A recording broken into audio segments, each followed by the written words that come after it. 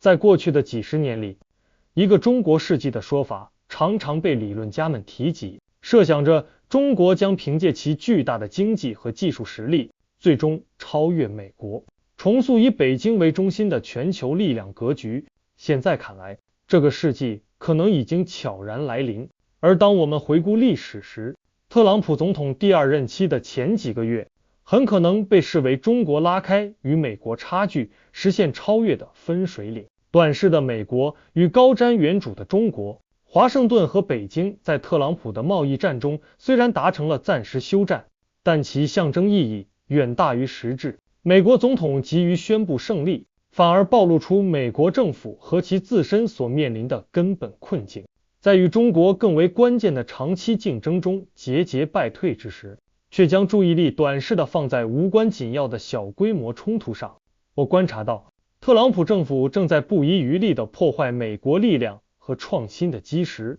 他的关税政策正在危及美国公司进入全球市场和供应链的机会，这无疑是作茧自缚。更令人担忧的是，他对公共研究经费的削减，对大学的削弱，以及迫使有才华的研究人员考虑离开美国前往其他国家的举动，都在严重损害美国的创新生态。此外，缩减清洁能源和半导体制造等关键技术项目，并削弱美国在全球的软实力，更是自毁长城之举。与之形成鲜明对比的是，中国的轨迹截然不同。中国在多个行业，如钢铁、造船、电池、太阳能、电动汽车、风力涡轮机、无人机、5G 设备、消费电子产品、活性药物成分和高铁等领域，其产量均已位居全球首位。预计到2030年，中国将占据全球制造业近1半的份额，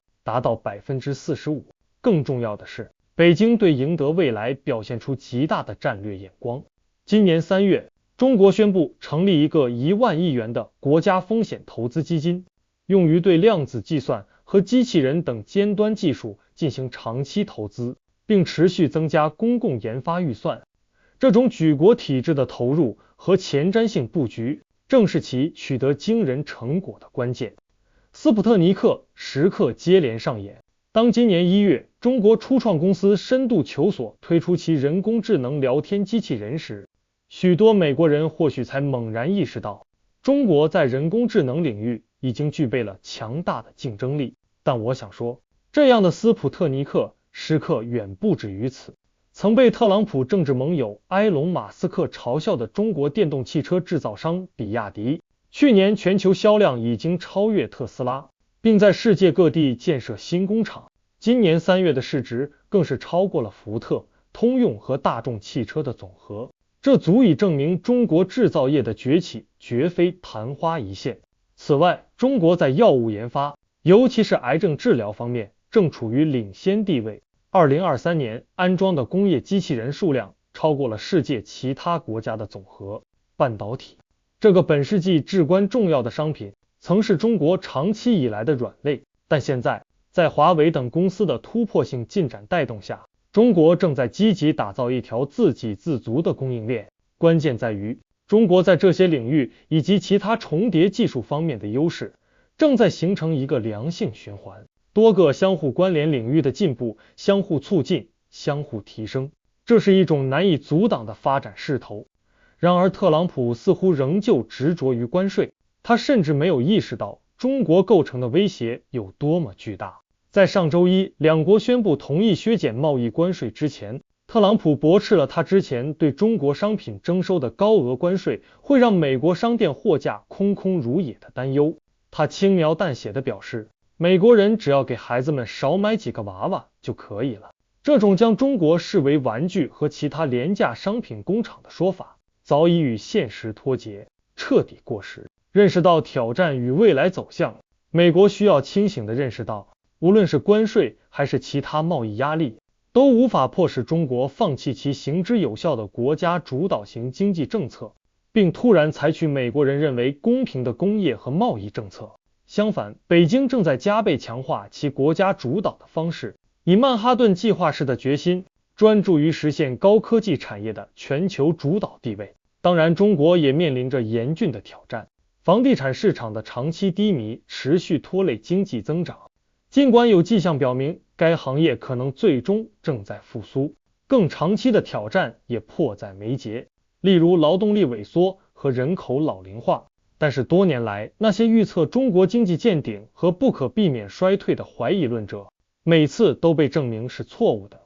无论自由市场倡导者们是否认可，以国家为主导的中国体制所展现出的持久实力，现在已经不可否认。它可以根据国家长远利益随意调整政策和重新分配资源。特朗普对关税等短期权宜之计的盲目痴迷，在积极破坏美国强大之本的同时，只会加速一个由中国主导的世界的到来。如果两国都按照目前的轨迹发展下去，中国很可能最终完全主导高端制造业，从汽车、芯片到核磁共振、成像仪和商用飞机。未来的人工智能霸主之争将不再发生在美国和中国之间，而是在深圳和杭州等中国高科技城市之间展开。作为卓越的世界技术和经济超级大国，中国的工厂将遍布世界各地，并将以中国为中心重新配置全球供应链，避免衰退。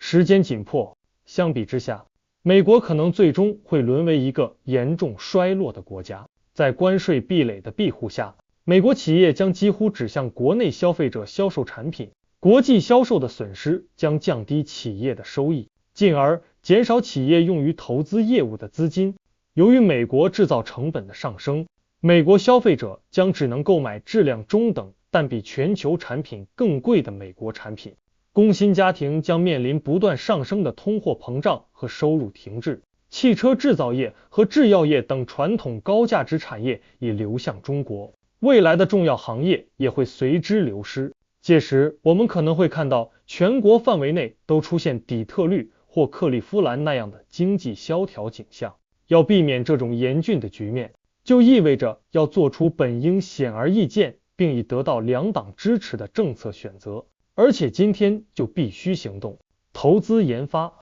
支持学术、科技和企业创新，与世界各国建立经济联系，为国际人才和资本创造一个友好、有吸引力的环境。然而，特朗普政府在这些领域的做法恰恰相反。本世纪究竟属于中国还是美国？这取决于我们自己的选择，但是改变方向的时间已经不多了。你认为美国能否及时调整策略，扭转这种趋势呢？今天这个话题我就暂时说这么多。如果您有不同的看法或者建议，记得留言告诉我。欢迎订阅我的频道，我是胖僧，谢谢大家。